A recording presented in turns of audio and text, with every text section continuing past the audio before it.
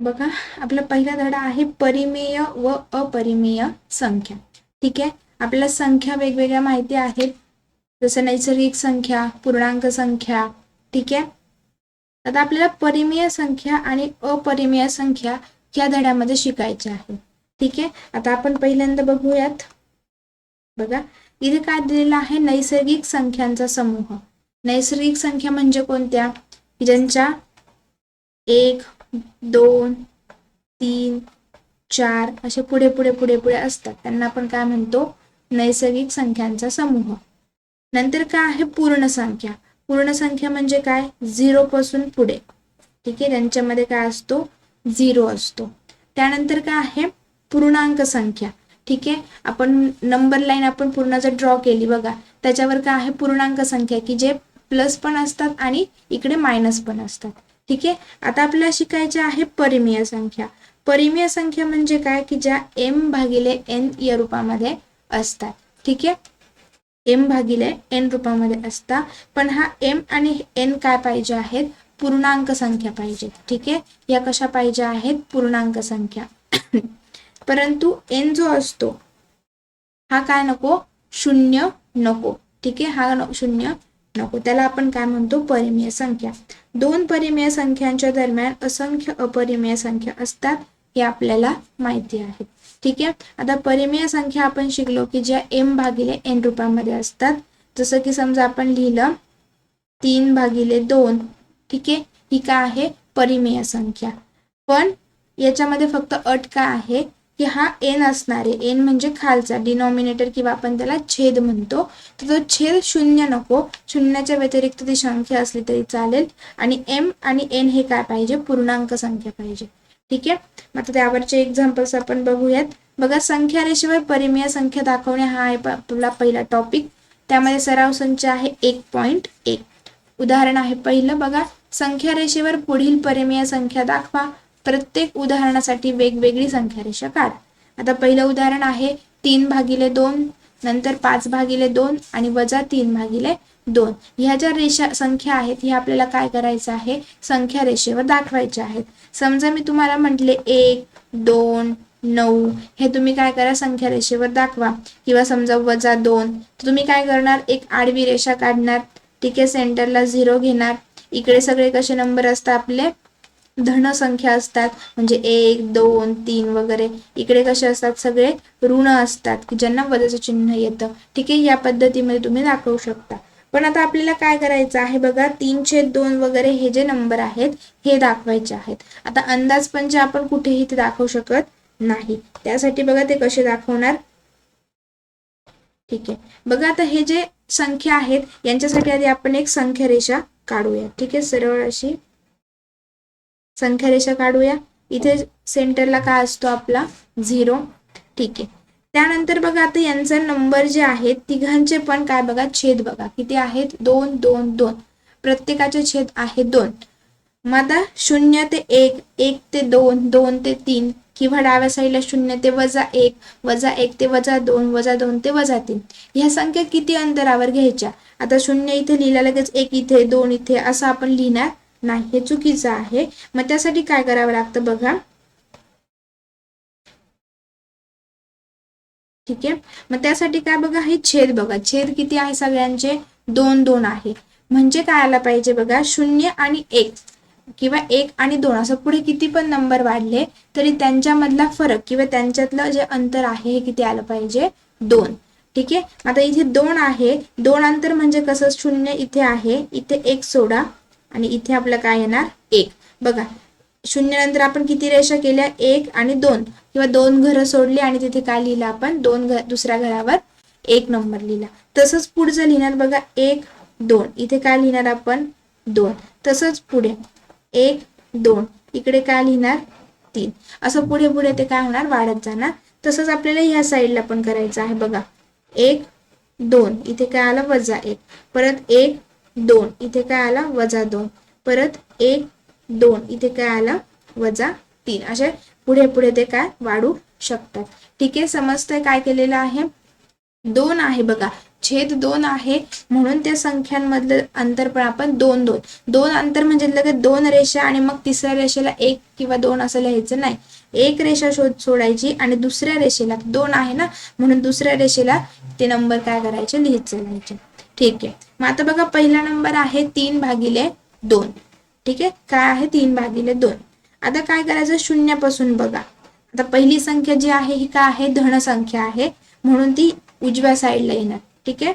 मग आता शून्यापासून अंश बघा किती आहे, 3.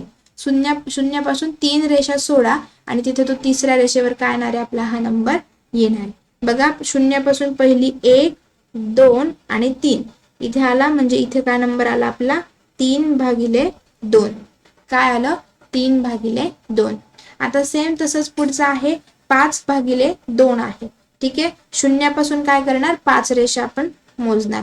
1 2 3 4 आणि 5 म्हणजे इथे काय आला 5/2. या दोन्ही संख्या काय होत्या, धन होत्या म्हणून शून्याच्या इकडे आल्या डाव्या साईडला आणि आपल्या उजव्या साईडला आल्या. आता पुढची जी संख्या आहे काय आहे, ऋण आहे. ऋण 3/2. ठीक आहे. डाव्या साईडला येणार आहे, ह्या साईडला आपल्या शून्यापासून 3 घरं मोजा. 1 2 3 इकडे येणार म्हणजे इथे ती संख्या येणार -3/2. ठीक आहे. समजा तुम्ही जर ह्या 2 नी 3 ला जर काय केलं, डिव्हाइड केलं, भागाकार केला तर उत्तर जे येतं ते बरोबर आपण इथे पॉइंट मध्ये ते उत्तर येणार आहे. म्हणजे आपल्या पॉइंट मध्ये संख्या येतील तर ह्या 1 आणि 2च्या मध्ये ही काय असणार आहे, 3/2. समजले काय केलेलं आहे बघा. आधी संख्या रेषा काढा, शून्य काढा, नंतर नंबर कसे ठरवायचे की हे छेद बघा, छेदांवर काय असतात ते नंबर आपले अवलंबून असतात. इथे 2 आहे म्हणून दुसऱ्या रेषेवर काय केले आपण, पुढचा 1 2 3 असे नंबर लिहिले. ठीक आहे. अशा पद्धतीने आपण काय काढलेली आहे संख्या रेषा आणि त्यावर ह्या परिमेय संख्या आपण दर्शवल्या आहे. पुढचं उदाहरण बघूया, तुम्हाला अजून ते लक्षात येईल. पुढचं उदाहरण आहे -5/8 आणि 11/8. पहिल्यांदा काय करू आपण, संख्या रेषा काढू. ठीक आहे. इथे येणार 0. आता बघा छेद बघा किती आहे, 8 म्हणजे 8व्या रेषेला काय येणार, शून्यापासून पुढे 1 आणि 1 पासून परत 8व्या रेषेला कोण येणार, 2. ठीक आहे. बघा 1 2 3 4 5 6 7 8 इथे 8 आला, इथे येणार 1. तसंच आता पुढे करूयात. 1 2 3 4 5 6 7 आणि 8 इथे किती येणार, 2. या संख्या रेषा पुढे अशी वाढू शकते. तसंच आता आपण ह्या ऋण साईडला करूयात. 1 2 3 4 5 6 7 8 इथे किती आला, -1. इकडे 1 2 3 4 5 6 7 आणि 8 इथे किती आला, -2. ठीक आहे. काय केलं, संख्या रेषा काढताना शून्य आधी लिहून घेतला, छेद बघितला, छेद किती होता, 8 म्हणजे शून्यापासून 8व्या रेषेवर काय येणार आपला 1 आणि 1 पासून परत 8व्या रेषेवर काय येणार, 2. तसंच आपण उजव्या साईडला केलं. आता बघा पहिला नंबर आहे -5/8 म्हणजे आपल्या त्या वजाच्या साईडला येणार, ऋण साईडला येणार. ठीक आहे. काय आहे, अंश काय आहे 5 म्हणजे 5व्या रेषेवर हा नंबर येणार, कोणापासून, शून्यापासून. ठीक आहे. बघा 0 इथे आहे, 1 2 3 4 5 म्हणजे इथे काय येणार आपला हा नंबर -5/8. ठीक आहे. आणि पुढचा नंबर काय आहे, 11/8. धन आहे म्हणजे शून्यापासून इकडे आपल्याला 11वी रेष मोजावी लागेल. 1 2 3 4 5 6 7 8 9 10 11 इथे काय आला, 11/8. समजलंय. संख्या रेषेवर दोन्ही नंबर आपण दाखवलेले आहे. सोपे आहे, फक्त छेद बघा, छेद जेवढा आहे तेवढं शून्यापासून तेवढ्या रेषा काढायच्या आणि ती रेषेवर काय करायचं, पुढचा नंबर आपण लिहायचा. ठीक आहे. नेक्स्ट आता बघूया उदाहरण आहे दुसरं. दिलेली संख्या रेषा पाहून विचारलेल्या प्रश्नांची उत्तरे लिहा. संख्या रेषा सगळ्यांना दिसत असेल. पहिला प्रश्न आहे, बिंदू बी हा कोणती परिमेय संख्या दर्शवतो. आता बी कुठे आहे बघा, इथे काय आहे बी आणि तो कोणती संख्या दर्शवतो आहे, परिमेय संख्या, ते आपल्याला उत्तर लिहायचं आहे. ठीक आहे. बघा आता बिंदू बी आहे. पहिल्यांदा आपण काय करू, ह्या शून्यापासून बी पर्यंत मोजत जाऊ किती येणार, कारण जो नंबर असणार तो आपला काय असणार आहे, अंश असणार आहे. ठीक आहे, शून्यापासून बघा 1 2 3 4 5 6 7 8 9 10, किती आलं 10, म्हणजे अंश येणार 10. ठीक आहे, तर हे वजा साईडला आहे त्यामुळे चिन्ह काय येणार वजा. आता छेद लिहायचा आहे. ठीक आहे, छेद कसा लिहिणार की त्यांच्या संख्यांमध्ये किती अंतर आहे. समजा 0 ते -1 मध्ये किती बघा 1 2 3 आणि 4, चौथ्या रेषेला काय आहे वजा, म्हणजे आपला छेद किती येणार 4. काय येणार छेद 4, म्हणजे -10 भागिले 4 ही संख्या बिंदू बी दर्शवतो. ठीक आहे, समजलं काय केलेलं आहे. बी विचारलेला होता, बी बघितला आधी कुठे आहे, शून्यापासून बी पर्यंतचे किती रेषा आहेत किंवा किती बिंदू आहेत ते मोजले, ते लिहिलेत. वजा साईडला आहे म्हणून वजाचं चिन्ह आलं. आणि त्यानंतर 0 ते -1 मध्ये किती रेषा आहेत, किती आहेत 1 2 3, आणि आपण ही -1 ची पण धरतो हा, त्यामुळे ती काय येणार 4, म्हणून खाली उत्तर किती आलं आपलं 4. म्हणजे -10 भागिले 4 ही संख्या काय आहे परिमेय संख्या, आणि ती संख्या कोण दर्शवतो आहे बिंदू बी. त्यानंतर पुढे आहे बघा 1 आणि 3 भागिले 4 किंवा 3/4 ही संख्या कोणत्या बिंदूने दाखवलेली आहे. ठीक आहे, आधी ही जी संख्या आहे आधी आपण रूपांतरित करूया. बघा आता ही संख्या रूपांतरित कसं करतो, 1 गुणिले 4 अधिक काय करतो 3 भागिले परत 4, बरोबर. 4 एके 4 अधिक 3 किती येणार 7 भागिले 4, म्हणजे आपल्याला शोधायची कोण आहे 7 भागिले 4. संख्या आहे धन म्हणजे ती येणार ह्या साईडला. ठीक आहे, अंश बघा किती आहे 7, शून्यापासून 7 घरापर्यंत मोजा. बघा 1 2 3 4 5 6 7, इथे आलं सी, बरोबर.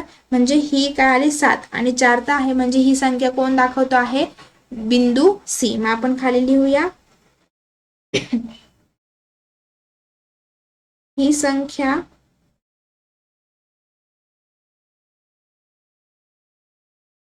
बिंदू सी ने